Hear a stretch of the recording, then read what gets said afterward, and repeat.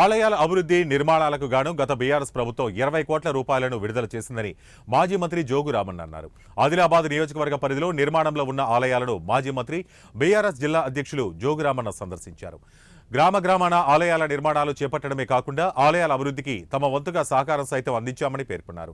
భాగవంతుడి పేరుతో ఎన్నికల ప్రచారం చేసి లబ్ధి పొందిన బీజేపీ ప్రజాప్రతినిధులు ఎన్నికల్లో గెలిచి ఏడాది దాటినా ఒక్క మందిర నిర్మాణాన్ని సైతం ప్రారంభించకపోవడం వారి చిత్తశుద్ధికి నిదర్శనమన్నారు. అన్ని వర్గాల వారు కుల మత భేదాలు లేకుండా కలిసి ఉంటేనే మెరుగైన సమాజం నిర్మాణం అవుతుందని, ఆ దిశగా మాజీ ముఖ్యమంత్రి కేసీఆర్ సమగ్ర అభ్యున్నతికి పాటుపడ్డారని గుర్తు చేశారు.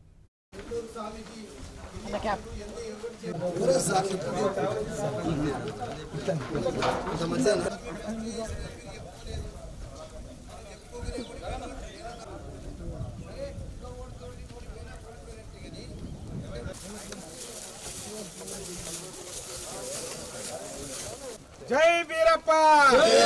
దాదాపు 20 కోట్ల రూపాయలతోటి రామాలయాలు కావచ్చు, మార్కండేయ ఆలయాలు కావచ్చు, మార్కండేయుడు అంటే శివుడు, శివాలయాలు కావచ్చు, ఆంజనేయ స్వామి ఆలయాలు కావచ్చు, పొచ్చమ్మ, మైసమ్మ, మాంకాలమ్మ,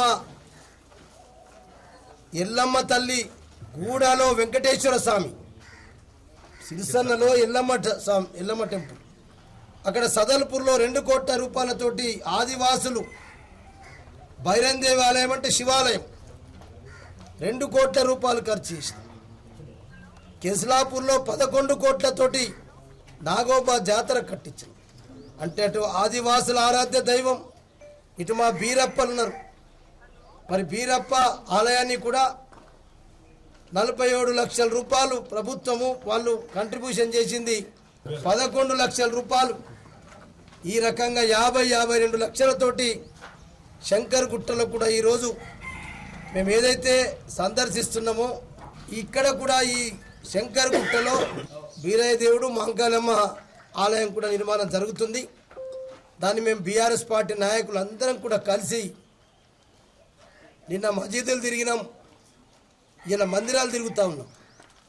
దాదాపు 20 కోట్లకు పైననే ఆదిలాబాద్ ఎన్నికలప్పుడు జయశ్రీ